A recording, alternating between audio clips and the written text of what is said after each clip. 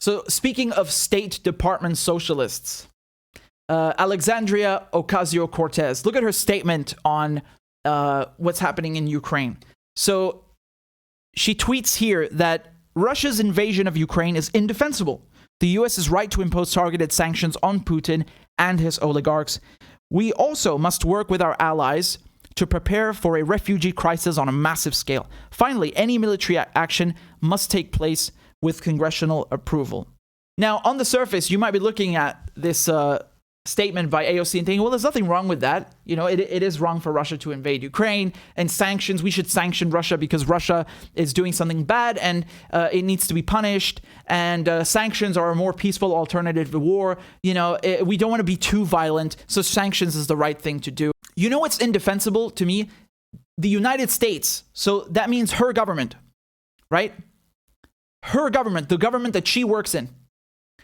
The CIA funding neo-Nazis in Ukraine. That is some unacceptable, indefensible shit. You are literally on the side of fucking neo-Nazis, and you have the nerve to talk about indefensible? You know what's indefensible? It's Ukraine refusing to accept the Minsk agreements, to abide by them. You know what's indefensible?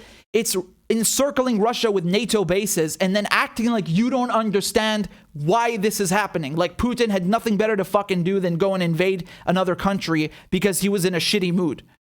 How, mundane can you be? And always she's on the side of the State Department. If you look at what she's saying, if I hide the name, okay? If I take away Representative Alexandria Ocasio-Cortez, just read the tweet. That could be anyone. That could be Joe Biden. That could be Bill Kristol, right? That could be David Frum. All of these scumbag, dirty, scum of the earth neoconservatives. That could be anyone. So, you call yourself a progressive and you pretend, oh, like I'm anti-imperialist. I mean, I don't know if she's actually even said that exact word, but, she tries to talk the talk, but she don't walk the walk. Because every time there's a question of U.S. foreign aggression, right? The U.S. Attacking other countries indirectly or directly, she always seems to land on the side of the imperialists, right? And a few months ago, so last year in 2021, there's a vote on giving Israel another $1 billion for its Iron Dome. And she initially votes no, and then switches the vote to present. Because she doesn't want to anger the Israelis, right? So she's too coward to stand up to the Israelis. She's too coward to stand up for Palestinians, even though she keeps talking about Palestinians like she gives a shit. Let me explain something to you guys. I'm going to be very, very clear here. If you explain this to a Palestinian or an Arab, I mean, that's it. What do you mean you voted present? That means you're siding with the oppressor. Goodbye. You're canceled. Bye. I don't mean canceled in like the Western neoliberal sense. Just like, end of story. Like I don't even want to see your face. You've shown your true colors. That's what that means. If you don't support the Palestinians, which again is the easiest cause in the world to support, they want to make it complex. It's not complex. And then over here, she echoes the same State Department talking points, trying to justify sanctions. How many times do I have to explain this, man? Sanctions are not something nice or peaceful or moderate or mild variation of war. They're not. They can actually be worse. There are people who, they live under sanctions and they would rather have the bombs coming down on them.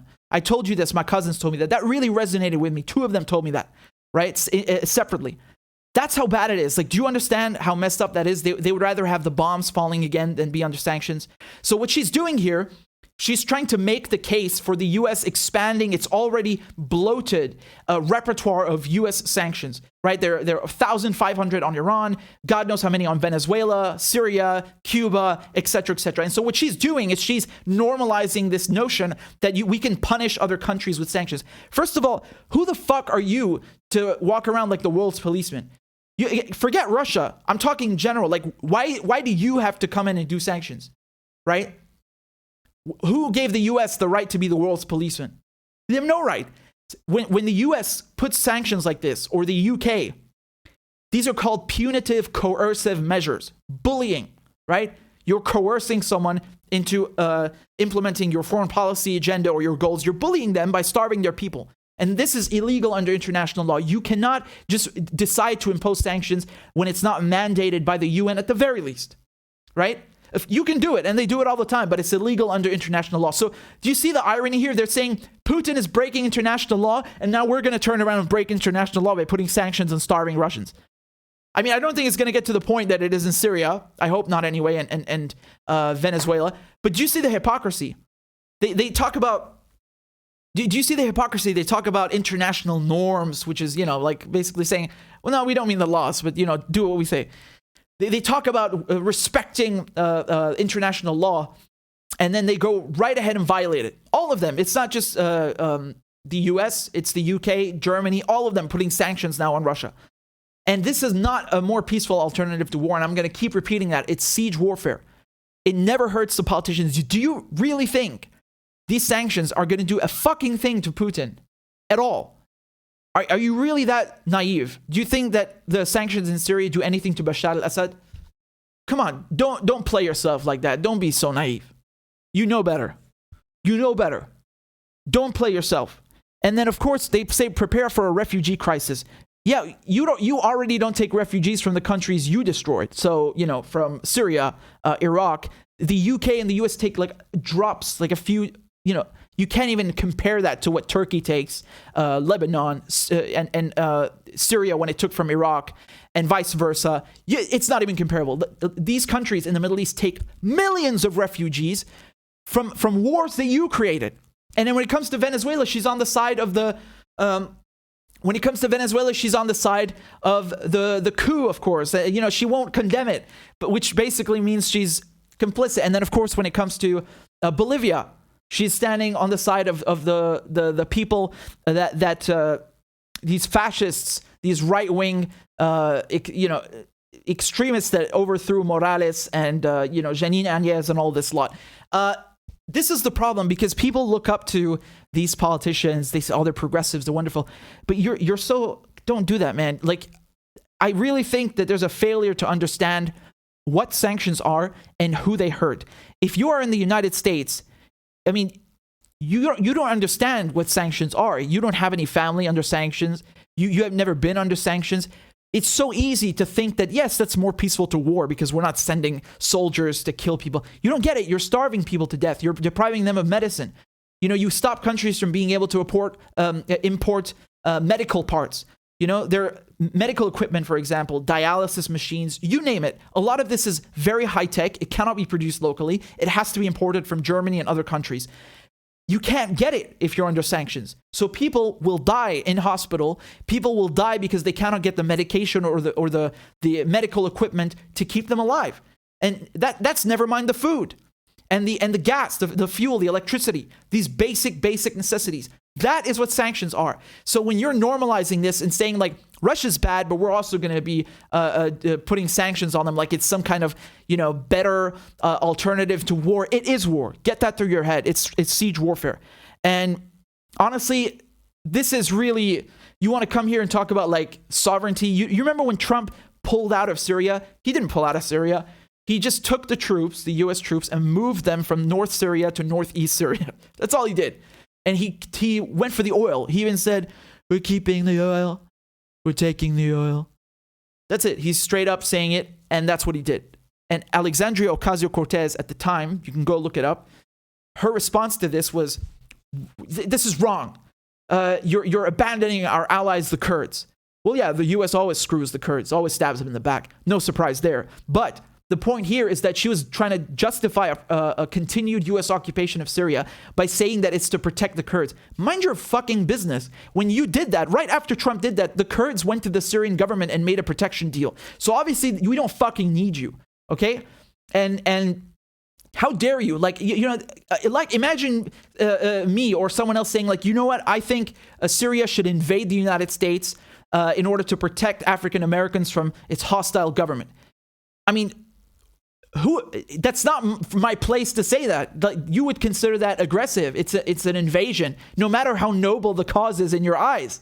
That's a violation of your sovereignty. So you want to shit on Syria's sovereignty under the guise of protecting people and protecting minorities. But then when it comes to Ukraine, oh, Putin is bad. We need to sanction him and so on and so on. What a joke. What a goddamn joke. And when she votes present on the Iron Dome, I don't care what the Israelis say. They say the Iron Dome is just defensive because it shoots down missiles, right? It's not an offensive weapon per se. Yeah, but where are these weapons? They're on occupied Syrian soil, occupied Palestinian soil, violating our fucking sovereignty. Again. So you don't stand against that. You voted present. You didn't oppose that. They're such fucking hypocrites. They really, like, they want to treat Arabs and the global South, Latin America, Africa, like they're lesser. You know, you only matter if you're a U.S. ally. Then we care about your sovereignty and your territorial integrity. And then we're actually going to do something to defend you. You know, and a U.S. ally, I mean, what does that even mean? You're basically a lapdog. So, you know, these fucking State Department socialists are really something else. They're really something else. They always toe the same goddamn line. Look at Bernie Sanders here. Copy paste, right? Vladimir Putin's latest invasion of Ukraine is an indefensible violation of international law, regardless whatever false pretext he offers. There's always been a diplomatic solution to this solution. Yeah, you're damn fucking right. You're damn fucking right, Bernie. You know there was a diplomatic solution. It's called get the fuck out of Eastern Europe and off of Russia's borders with your NATO troops. That's what it is, Bernie. Russia submitted draft proposals and asked diplomatically for 30 years now, 30 years. Don't expand NATO. Stop, antagonizing us. There is no more Soviet Union. You don't have to expand. Stop encircling us. And you just keep going and going and going every 5 years, every 10 years, another country. And the Russians have had enough. And the US with one country would have went apeshit. Never mind 5 and 6. Okay? And we know that because of the Cuban Missile Crisis. So Bernie Sanders here acting like Putin refused to engage in diplomacy. When he told you, stop deploying NATO troops near our borders and don't let Ukraine join, you told him to fuck off. The U.S. told him it's a non-starter. You refused to even contemplate or negotiate. So who's being undiplomatic here? Who's the one who's being unreasonable? Come on, man. They don't even mention that, right? It's not even like, well, Putin did propose this and this. And the Russians have been telling us their concerns for years and years. And we did break our agreement. But, we just can't entertain that. Like, they just omit that completely. And so what you have here is you have a bunch of progressives and a bunch of people, Democrats, Republicans, you name it, British, German, you name it, all of them talking about Ukraine as if Putin is just some evil monster who woke up to kill puppies and invade Ukraine for no fucking reason, like a lunatic. And it's just greed. They completely omit the context. They completely omit the legitimate security concerns. And this is fundamentally why they are dishonest actors. And they have no way talking about this. They have no right to talk about this in such a manner because they are painting it as a one-sided issue, as if Russia is the sole aggressor, when the NATO bases caused this issue in the first place. And if you were really bent on stopping Putin and from doing any of this stuff, why did you give him the pretext? You could have told Ukraine, apply the Minsk agreement. You could have told Ukraine, no NATO membership. You could have told Poland and Estonia and all the neighboring countries, the surrounding countries of Russia, we're not deploying NATO troops. You could have done that. But you didn't, and now you gave Putin what he was looking for. You played into his hands, as they love to say, the Russophobes, right? The Russophobes. So this is, of course, Bernie's statement, right? And he says the United States must now work with our allies and the international community to impose serious sanctions on Putin and his oligarchs, including denying them access to the billions of dollars that they have stashed in European and American banks. The U.S. and our partners must also prepare for a worse scenario by helping Ukraine's neighbors care for refugees fleeing this conflict. And finally, here it comes. Finally, in the longer term, we must invest in a global green energy transition away from fossil fuels, not only to combat climate change, but to deny authoritarian petrostates the revenues they require to survive. Don't you love it when Bernie Sanders justifies imperialism with green energy? Like, yeah, we need to transition away from fossil fuels, for the planet and the climate. Oh, and by the way, we want to make sure Russia has no revenue. What a great disclaimer, Bernie. I'm so glad you shared this with us. You fucking hack. What a disappointment he turned out to be, really. What a disappointment. It just shows you they're all different blends. AOC, Bernie, whoever, they're all different blends of the same neocon shit. And the world is fucking tired of it. He says here, it is beyond belief that in 2022, as we face challenges like COVID and climate change, any national leader would start a war that could kill thousands and create millions of refugees. There is a diplomatic solution to the crisis. It is tragic that Putin seems intent to reject it. No, I'm not going to repeat this again. You rejected it. NATO said non-starter. That's who rejected it. All right. And they don't even say what is the diplomatic solution. Like I'm telling you very clearly what the Russians have been offering. What is the US offering? I don't even know. Do you guys know what the US diplomatic solution is? What is their diplomatic solution? Tell me. I'd love to know. Because their idea of diplomacy seems to be, let's just bully them and trample all over them, whether it's Russia or whoever else. That's their idea of diplomacy. And I want to say something else. You know what the irony here is? The Americans have a term called coercive diplomacy, right? Which is, it's a fucking oxymoron. But anyway, basically the idea is that by using hard power, right? So by, a show of force or just showing that you have a strong military and so on, or just doing it economically, right? Like arm twisting a country economically, you can communicate to them that they have no choice but to sit down and negotiate with you. Yeah, but that's not really diplomacy. That's coercion. If I put a gun to your head and said, please sit down and talk to me, will you? You're going to say yes, probably, right? That's not really diplomacy, but they do this and they call it that. And so this, one example I can give you is in Vietnam. So Richard Nixon, he wanted to bomb the Vietnamese to the negotiating table. That was their way of ending the Vietnam War. Right? And they tried to do this with Linebacker 1, Linebacker 2. These were the names of certain bombing raids. They launched, literally dozens of B-52 bombers and carpet bombed the fucking shit out of Vietnam like psychopaths. Like psychopaths. Just indiscriminate carpet bombing with B-52s. Dozens and dozens. And that's their coercive diplomacy. So do you see what kind of fucking vile, evil apparatus that we are dealing with here? And that's their idea of engaging with others, right? And so what's interesting to me is that Russia seems to be engaging in coercive diplomacy. It wants to take this region. It wants to, at the very least, put on a show of force that we will go in and do this if we have to. And in exchange, if you want us to stop, you must forswear NATO membership for Ukraine and get the fuck out of our neighboring countries. So that's something the US would do, right? Yeah, totally. Actually, they would do worse if they actually felt threatened. They wouldn't be engaging in diplomacy at all. But do you understand the double standard? So it's really something. They always use coercive diplomacy with others, the helpless. Just what they did in Vietnam. I mean, this is really a crime against humanity, and they use that just indiscriminately, and then have the nerve to throw a hissy fit, right? And throw the toys out the pram and throw a tantrum when someone does something similar to them. Yeah, you don't like your taste of your own medicine, do you?